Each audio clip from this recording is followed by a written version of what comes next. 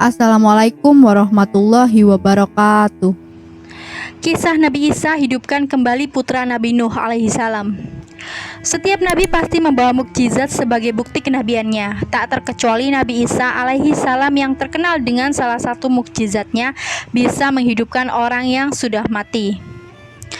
Dalam tafsir At-Tabari, Ibnu Abbas mengisahkan pada suatu ketika orang-orang Hawari berkata kepada Nabi Isa bin Maryam, "Seandainya engkau mampu membangkitkan orang laki-laki yang pernah menyaksikan bahtera Nabi Nuh, tentu ia bisa bercerita kepada kami tentangnya."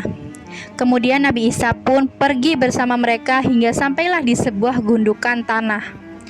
Kemudian Nabi Isa alaihissalam mengambil genggaman tanah darinya seraya berkata, "Apakah kalian tahu segenggam tanah ini?"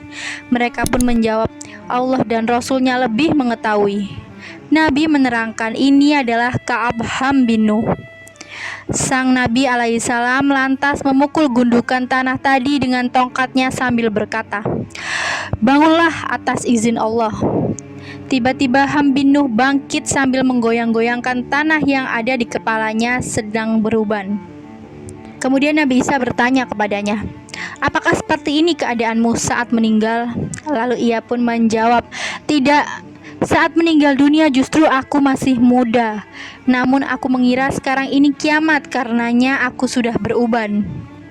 Nabi Isa lalu berkata lagi kepadanya, "Sekarang berceritalah kepada kami tentang bahtera Nabi Nuh."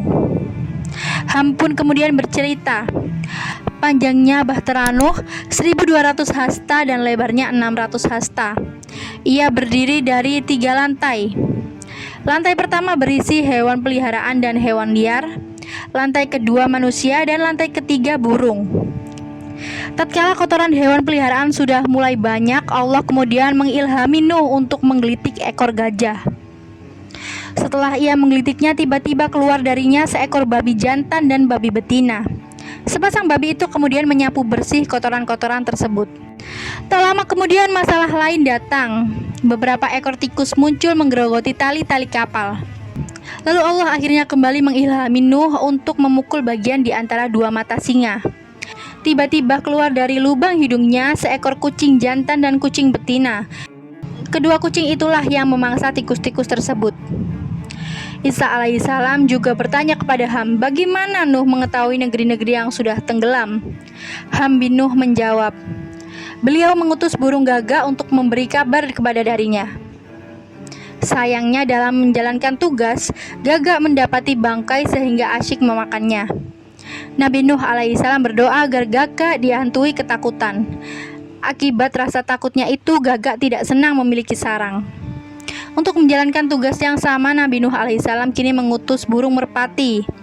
Berbeda dengan gagak, burung merpati yang mengemban tugasnya dengan baik. Ia kemudian pulang membawa daun zaitun di paruhnya dan tanah liat di kedua kakinya. Dari 2 benda itu, Nabi Nuh bisa mengetahui daerah mana saja yang masih terendam dan mana daerah yang masih kering. Sebagai bentuk penghargaan, Nabi Nuh memberikan kalung warna kehijauan di leher merpati. Tak lupa ia mendoakan agar merpati menjadi burung yang jinak dan tidak membahayakan. Berkat doa sang Nabi, merpati menjadi burung yang senang dengan kandang. Orang-orang Hawari berkata kepada Isa, "Wahai utusan Allah, bisakah kita membawa Ham ini kepada keluarga kami supaya bisa duduk dengan kami dan berbincang dengan kami?" Lalu Nabi Isa pun menjawab, "Bagaimana bisa orang yang sudah tak diberi rezeki kehidupan bisa ikut kepada kalian?" Kemudian Nabi Isa berkata kepada Ham, "Kembalilah engkau atas izin Allah." Saat itu pula Ham kembali menjadi tanah.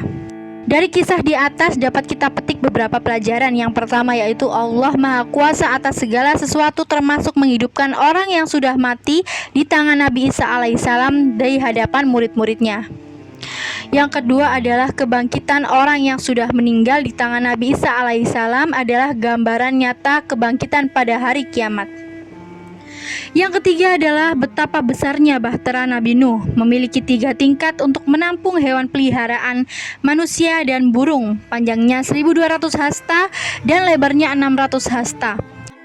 Sungguh peradaban luar biasa yang dicapai oleh Nabi Nuh di tengah keterbatasan yang ada pada zaman itu.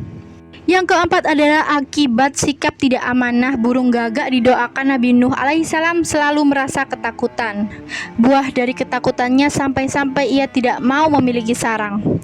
Demikian pula manusia, siapapun yang tidak jujur dan tidak menjaga amanah tidak akan mendapat ketenangan hati. Yang kelima adalah sebaliknya. Burung merpati yang jujur dalam menjalankan tugas didoakan oleh Nabi Nuh dan diberi kalung penghargaan berwarna hijau. Artinya, siapapun yang bersikap jujur dalam menjalankan tugas, maka doa terbaik, penghargaan, serta pembalasan siap diterimanya. Yang keenam adalah meski babi tercipta dari hewan kotor, tetapi Allah menyimpan hikmah dan manfaat untuk manusia di balik penciptaannya. Dengan kata lain, tidak ada yang sia-sia dalam ciptaan Allah, termasuk hewan kotor dan najis sekalipun. Wallahu alam. Berikut kisah Nabi Isa menghidupkan kembali orang yang sudah mati, yaitu putra Nabi Nuh alaihissalam. Terima kasih sudah menonton video hari ini. Wassalamualaikum warahmatullahi wabarakatuh.